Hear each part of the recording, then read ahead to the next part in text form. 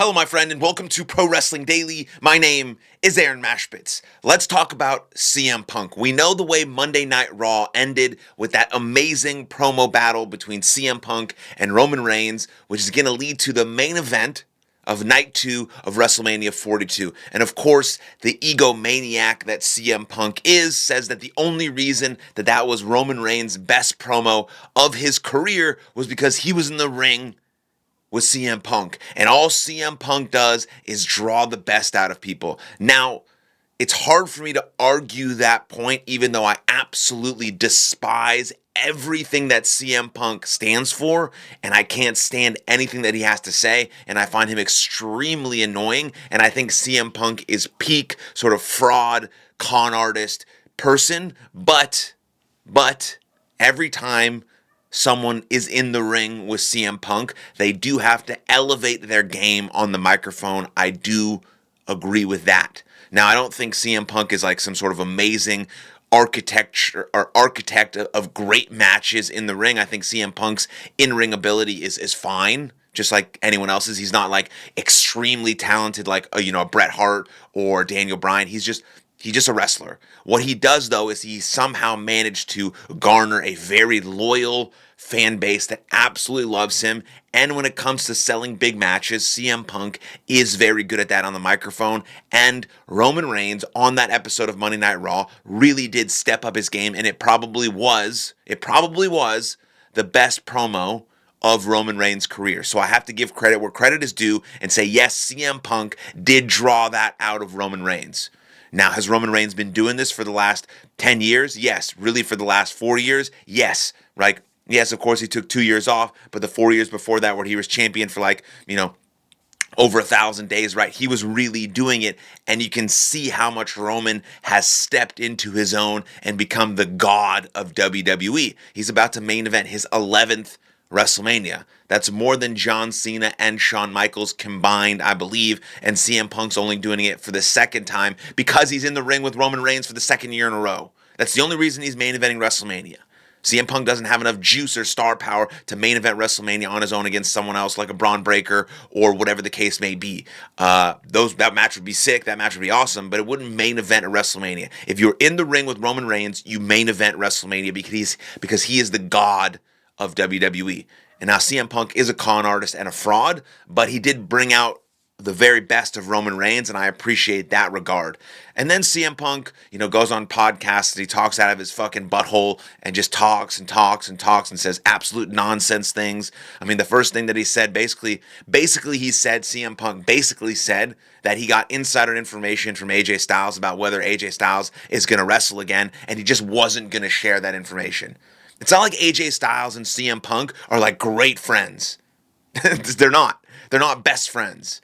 Right? AJ Styles, from all accounts that I know, is like a really, really genuine, kind human being. And from all things that I know about CM Punk, he's not that way. He's a con artist and a fraud and a liar and will stab you in the back just to get the information that he wants. And so I just don't see these two like becoming the best of friends where everyone in the locker room, AJ Styles can pick anyone in the locker room to share information, but he definitely tells CM Punk. That seems a little bit fishy, and I'm not believing it, but CM Punk goes on podcasts and kind of says things in sort of a kayfabe behind closed doors. I have the information, but I'm not going to share it because I'm such a good person and all this mumbo jumbo that we're used to from CM Punk. And so I just thought I'd mention that about AJ Styles, but let's move back to the conversation at hand, which is CM Punk says he has no regrets about being away from WWE for 10 years. Of course, he doesn't have any regrets. All he did was talk shit about the company for 10 years and then go to the other company, not like it, then get a bigger paycheck and come to WWE.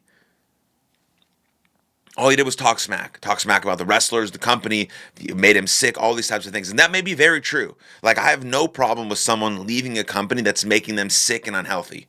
I think that's best for you and what you're trying to do with your life. I think that's right. I think everyone in any domain should do that. If your job is making you sick and unhealthy and unhappy, leave.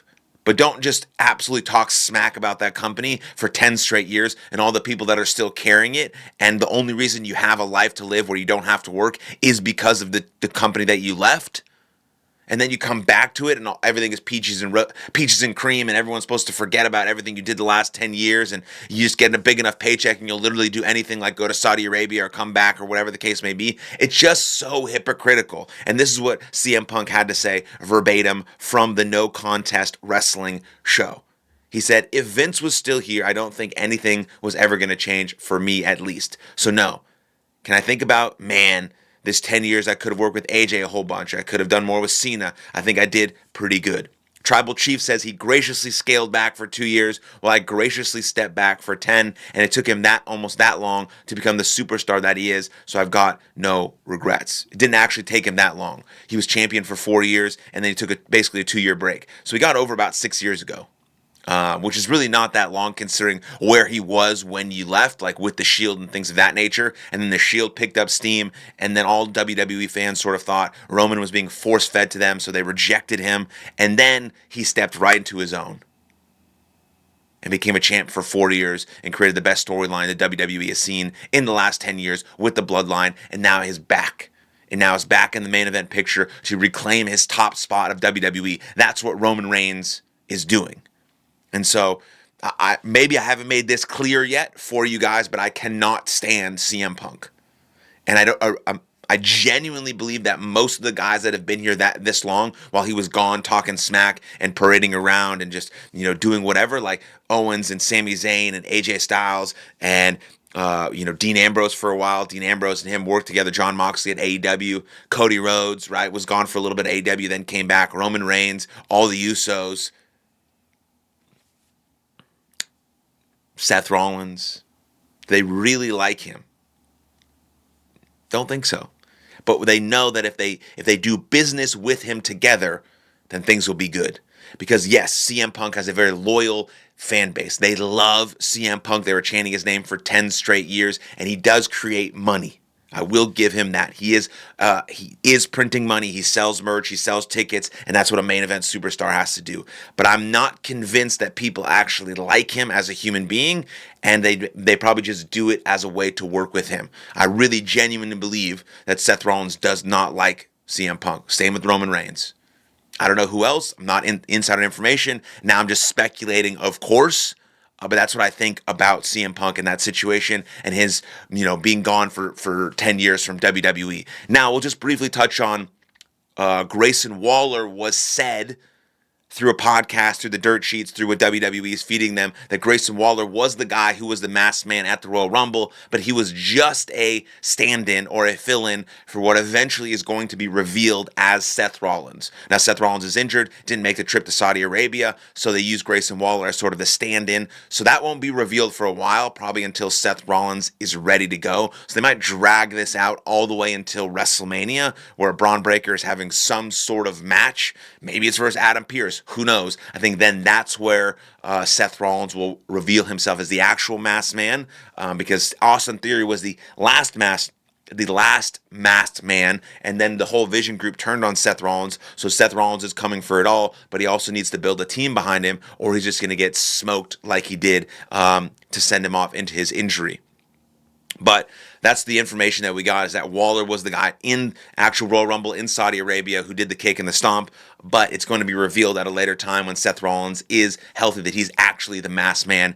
They were just using Waller as a stand-in. So that's all I have for you today. Please comment down below whatever you think about the situation. Let me know what you think of CM Punk or Grayson Waller or Seth Rollins or Roman Reigns or anything that's going to happen at WrestleMania 42. I'd love to know what you think in the comments down below. Then like this video, subscribe to the channel, and I'll see you guys next time. Lots of love.